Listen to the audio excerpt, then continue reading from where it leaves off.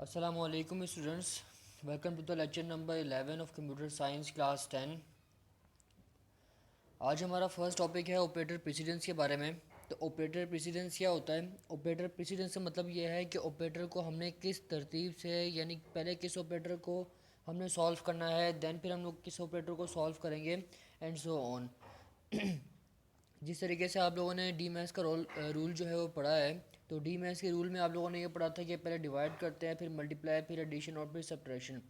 इसी तरीके से कंप्यूटर के अंदर भी जो है वो ऑपरेटर प्रेसिडेंस में बताया हुआ होता है कि पहले अगर आपके पास डिफरेंट ऑपरेटर्स आ रहे हैं तो आपने किस ऑपरेटर को पहले सॉल्व करना है।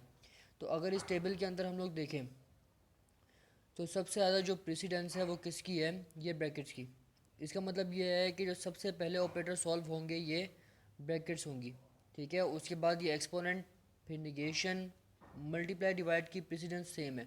इसका मतलब ये है कि इनकी जो एवेल्यूएशन होगी वो लेफ़्ट टू राइट होगी। अगर पहले मल्टीप्लाई लिखा होगा तो पहले मल्टीप्लाई सॉल्व होगा, अगर पहले डिवाइड लिखा हुआ होगा तो पहले डिवाइड सॉल्व होगा।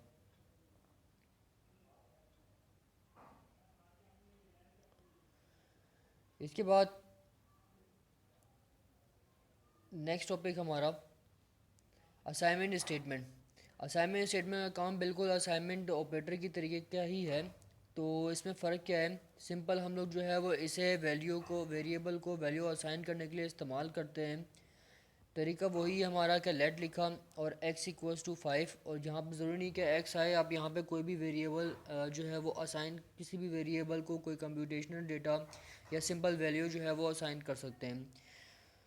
लेट का इस्तेमाल जो है वो ऑप्शनल है, यानी अगर आप लेट ना भी लिखें, सिंपल x इक्वल्स टू 5 लिख दें तो भी जो है वो जो असाइनमेंट ऑपरेटर है वो उसको x को इक्वल कर देता है 5 के, ठीक है। तो लेट का जो यूज़ है वो ऑप्शनल होता है, यहाँ पे कंपलसरी नहीं होता।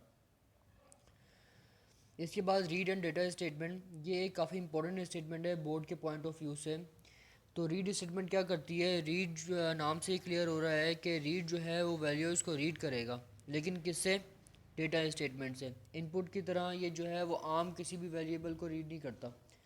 तो रीड जो है वो अपने साथ लिखे हुए वेरिएबल्स को या स्ट्रिंग्स को रीड करता है, और किससे रीड करता है? डेटा स्टेटमेंट से। और डेटा स्टेटमेंट क्या काम करती है? ये जो वेरिएबल्स रीड के साथ लिखे हुए होते हैं ये इनको वैल्यू असाइन करने के काम आती है। एग्जांपल हम लोग देखते हैं, तो देखें लिखा हुआ है रीड ए बी सी। अब क्या करेगा? ये रीड ए की वैल्यू, बी की वैल्यू एंड सी स्ट्रिंग की वैल्यू ये रीड करेगा। और जैसे ही रीड आता है तो मैं आपको बताऊं कि रीड स्टेटमेंट जैसे ही आती है तो जो इंटरप्रेटर है, यानी बेसिक का जो ट्रांसलेटर है वो डायरेक्ट अपना कंट्रोल ट्रांसफ़र करता है डेटा के ऊपर। अब डेटा बिल्कुल आखिर में क्यों ना लिखा हुआ हो। तो यहाँ पे जो फर्स्ट वैल्यू है वो है 10, तो ए की वैल्यू 10 हो जाएगी, बी की वैल्यू 20 हो जाएगी, और सी स्ट्रिंग हो जाएगा हमारे एवरेज के इक्वल। तो आप देख रहे हैं कि जिस ऑर्डर में हमने वेरिएबल्स लिखे हुए हैं उसी ऑर्डर में डेटा में वैल्यूज़ जो है वो इन वेरिएबल्स को असाइन हो जाएंगी। तो हम देख लें यहाँ पे ए की वैल्यू 10, बी की वैल्यू 20 और सी इक्वल टू एवरेज। अब क्या लिखा हुआ है यहाँ पे? प्रिंट सी स्ट्रिंग, यानी सी स्ट्रिंग की वैल्यू प्रिंट होगी जो कि एवरेज है, इक्वल आएगा क्योंकि डबल कोट्स के अंदर है, और आगे कंप्यूटेशन हो रही है a plus B divide by 2। तो अगर हम 20 को 10 में ऐड कर दें और उसको 2 पे डिवाइड कर दें तो हमारा आंसर जो है वो 15 आता है। तो एवरेज जो है वो इक्वल हो जाएगी हमारी 15 की।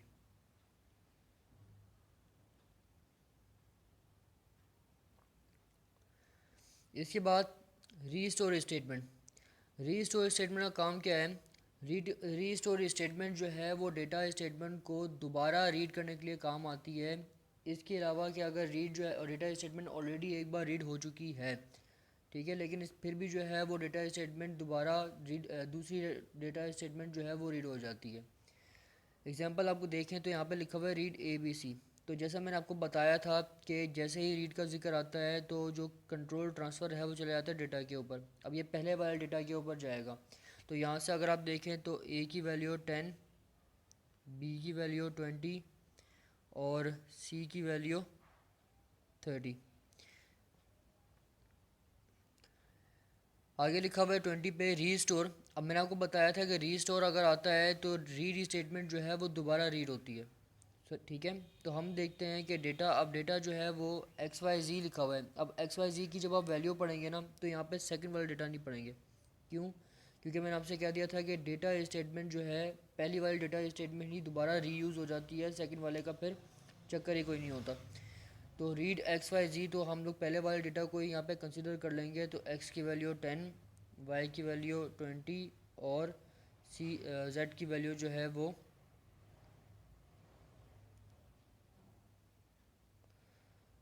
जेड की वैल्यू 30। ऐसी बात 40 पे लिखा हुआ है प्रिंट ए बी सी, तो जाहिर सी बात है ए बी और सी की वैल्यू प्रिंट हो जाएगी। प्रिंट, ये प्रिंट खाली है। इसका मतलब क्या है? इसका मतलब ये है कि लाइन स्किप करनी है। ठीक है, आगे ही कंटिन्यू नहीं करना प्रिंटिंग को। तो यहाँ पे लाइन स्किप हो जाएगी। लाइन स्किप होने के बाद जो है वो एक्स वाई जी की वैल्यू जो कि 10, 20, 30 बनी है वो प्रिंट हो जाएगी। और फिर हमारे पास आगे फर्दर कोई ऐसा काम नहीं है जो कि कंप्यूटेशन में हो, तो 90 पर आपका प्रोग्राम एंड हो जाएगा।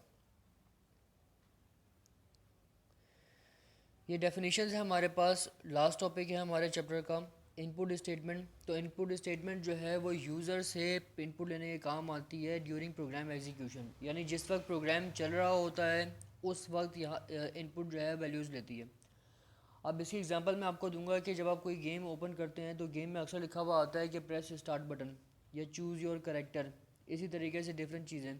तो यहाँ पे क्या होता है कि आपका गेम चल रहा होता है और गेम चलने के दौरान आपसे कहा जाता है कि भाई आप कोई वैल्यू दें, यानी अपना करेक्टर चूज़ कर लें या फिर जो है वो कोई स्टार्ट बटन प्रेस कर दें। तो ये जो काम है वो क्या है? इनपुट का है। वैल्यूज़ हम कैसे ले सकते हैं? Input comma separated list of variables, यानी अगर मैं लिख देता हूँ यहाँ पे इनपुट,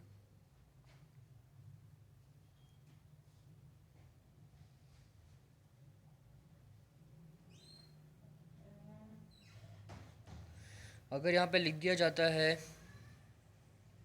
इनपुट ए, तो क्या होगा कि ए की जो भी यहाँ पे वैल्यू एंटर होगी वो ए को असाइन हो जाएगी। ठीक है, इसी तरीके से प्रिंट स्टेटमेंट है। तो प्रिंट स्टेटमेंट क्या करती है? डिस्प्ले करती है टेक्स्ट और नंबर्स को, कहाँ पर? स्क्रीन के ऊपर। ठीक है, इसके दो तरीके हैं प्रिंट को करवाने के। एक कि हम लोग प्रिंट लिख दें, ठीक है, और आगे लिख दें कि हम लोग क्या प्रिंट करवाना चाहते हैं, और दूसरा कॉमा। कॉमा जो है वो इसका शॉर्टकट है। ठीक है, तो अगर आप लिख दें सिंपल कि प्रिंट ए, तो इसका मतलब क्या होगा कि ए की वैल्यू प्रिंट हो जाएगी। इसी के साथ अगर मैं लिख दूँ क्वेश्चन मार्क और फिर ए, तो ये एज ए क्वेश्चन मार्क जो है वो शॉर्टकट के तौर पे काम करता है प्रिंट के। तो इसका मतलब भी यह है कि ए की वैल्यू प्रिंट हो जाएगी। इसके बाद प्रिंट यूजिंग स्टेटमेंट। तो प्रिंट यूजिंग स्टेटमेंट का काम क्या है? ये आपके स्क्रीन पर एक लॉजिकल ऑर्डर में, यानी एक प्रॉपर आपके नंबर्स को, आपके स्ट्रिंग्स को जो है वो एक ख़ास तरतीब में डिस्प्ले करने का काम आता है। ठीक है, तो सिंपल इनपुट का काम जो था वो था सिंपल वैल्यू लेना। प्रिंट का काम क्या था? सिंपल वैल्यू को प्रिंट करवा देना। लेकिन प्रिंट यूजिंग जो है वो एक स्पेसिफिक ऑर्डर में आपके एक्सप्रेशंस को स्क्रीन पर प्रिंट करवा देता है। ठीक है, आज के लिए हमारा टॉपिक इतना ही। ये चैप्टर हमारा एंड हो जाएगा और इसके बाद हम लोग एक्सरसाइज वगैरह सॉल्व करेंगे इस चैप्टर की।